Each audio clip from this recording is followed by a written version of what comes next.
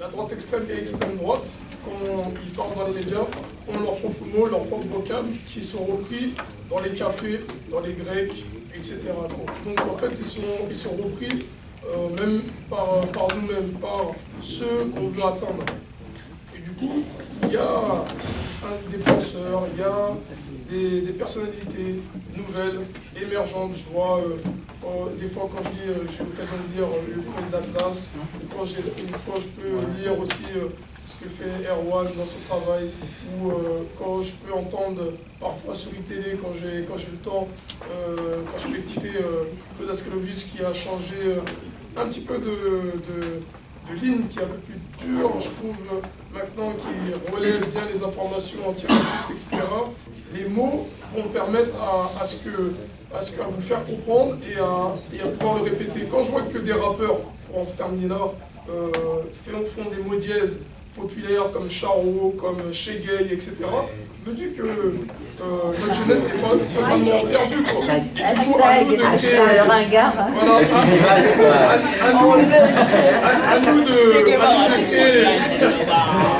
à nous de créer nos propres hashtags, nos propres mots, nos mots dièses, antiracistes et pour l'égalité. Voilà, c'est ce que je voulais dire. Il y a un truc dont on n'a pas parlé depuis tout à l'heure, c'est que les médias qui sont en place à l'heure actuelle, qu'on définit comme mainstream, ils sont toujours en place aussi parce qu'ils ont des financements, parce qu'ils ont les publicités, parce qu'ils ont des aides gouvernementales et parce que du coup ils ont le soutien d'une classe dominante. On en parle de classe sociale là pour le coup, parce que c'est une division qui est encore plus flagrante de la société, c'est ceux qui possèdent et ceux qui agissent, ceux qui travaillent. Et donc quand on parle de médias qui ont le pouvoir, on parle pour nous, quand on travaille sur le terrain, quand on fait nos propres articles, quand on fait nos propres analyses, on est obligé de se financer pour pouvoir publier nos magazines, nos journaux, pour pouvoir diffuser nos radios, comme Slimane le fait à l'heure actuelle dans le 93, pour pouvoir diffuser notre télévision aussi, quand Ibrahim la diffuse. Et donc c'est quelque chose qui est très difficile, parce que à la fois les financeurs privés se bousculent pas aux portes, parce qu'il faut dire que par exemple des annonceurs qui pourraient être intéressés, les trois quarts, on a porté plainte contre eux pour discrimination, donc ils n'ont plus trop envie de nous accorder des subventions. Les financeurs publics n'aiment pas trop l'analyse politique. Je voulais raconter une petite anecdote de l'un des Roubaisiens. Il y a Ozan Interdite, elle est venue faire un reportage à la ville de Roubaix.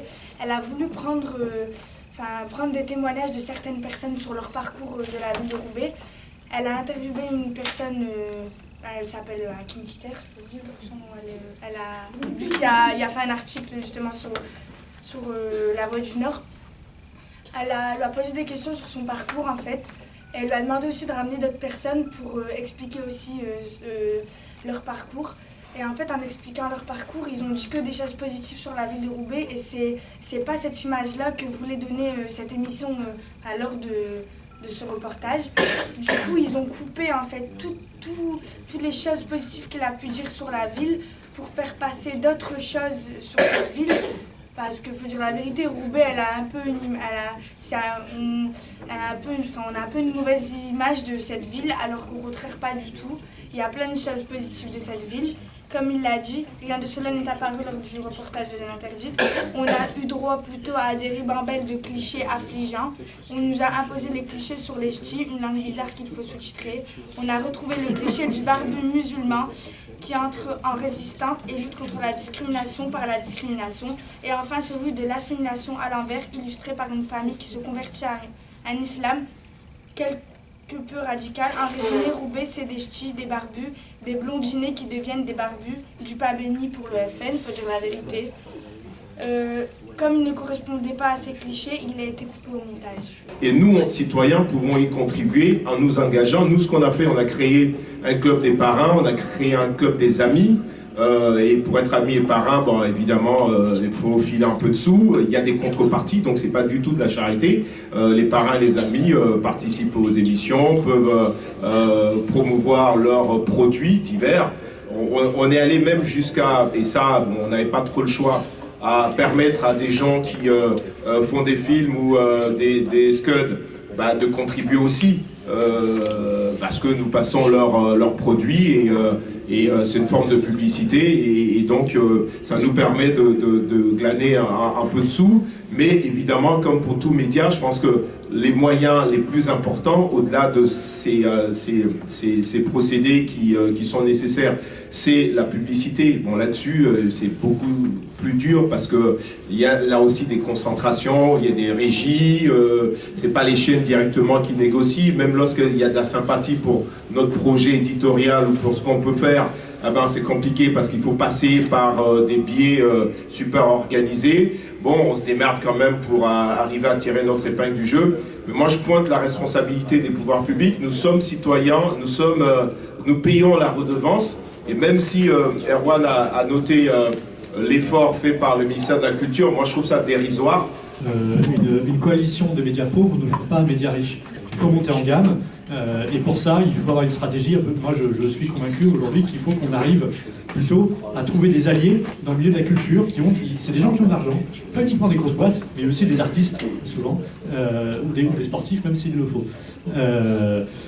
Deuxièmement, de manière très concrète, par rapport à Roubaix ou à d'autres situations, il y a eu à Grenoble, la cité de la Villeneuve, il y a quelques années, un reportage fait par France Télévisions, qui était un reportage qui donnait une vision extrêmement négative, et uniquement négative, quasi uniquement négative de cette ville.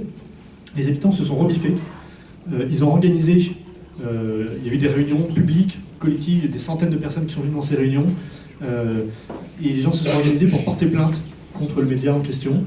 J'ai beaucoup d'amis à moi qui sont dans des cités, des grands tout comme des petits, qui disent que c'est tous les Français qui sont racistes. Mais moi sur ça j'aimerais intervenir et dire que c'est pas tous les Français. Parce qu'il y a des Français que je connais qui sont pas racistes, qui sont contre ça. Et nous, comme on chante avec mes frères, on a déjà chanté pour un concert qui s'appelle SOS Racisme. Et on aimerait juste dire que nous, on est, de toute manière, que ça soit blanc ou noir, on est tous pareils. Vous voyez, parce qu'on ne va pas dire qu'un blanc, par exemple, qui vient du Danemark, il vient en France, on ne va pas dire c'est une personne qui vient du Danemark, c'est pas un Français. S'il est né en France, c'est un Français. Moi, j'ai mes papiers français, donc je suis un Français pour moi. Et d'origine marocaine et congolais. C'est tout ce que je voulais dire. Dizaines et dizaines de supporters dans un match de cup, des supporters de Liverpool, étaient morts écrasés dans un mouvement de foule, dans un stade à Sheffield, si je me souviens bien, Hillsborough. La presse londonienne, dite populaire et très à droite, tabloïd The Sun, avait expliqué qu'en gros les gens étaient morts par leur propre faute et que c'était des animaux.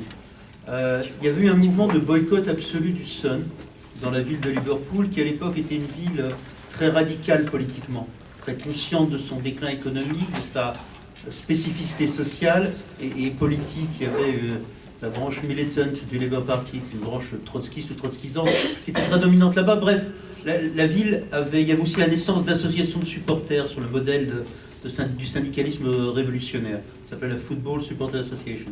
Bref, il y a eu un vrai boycott du Sun par la ville de Liverpool, soutenu aussi par les journaux locaux, par le Liverpool Echo, qui était le journal local. La presse est encore, je crois, autrement plus vivace là-bas qu'ici.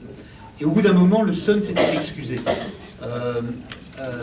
Que les populations, que les gens exercent un droit de riposte, ou un droit de boycott, ou un droit de rétorsion sur les médias, qu'ils soient mainstream ou autres, m'apparaît la légitimité la plus absolue. Encore faut-il avoir le rapport de force.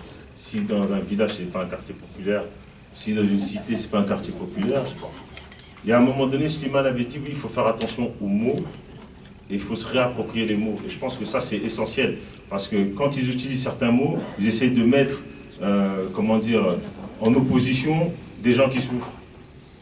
Et ils vivent tous dans les mêmes quartiers. Il faut arrêter, que ce soit à Roubaix, que ce soit à Créteil. Il y en a d'autres qui s'en sortent mieux que d'autres. Mais c'est exactement pareil. Donc le mot populaire, c'est là où il y a la population qui vit. Je ne sais pas après l'étymologie vraiment du terme, mais voilà. Donc je ne vois pas pourquoi ce mot-là ne serait que pour les gens des cités. C'est-à-dire, en fait, ils ont enlevé le mot cité pour mettre populaire. Enfin, c'est une chose à laquelle il faut faire très attention.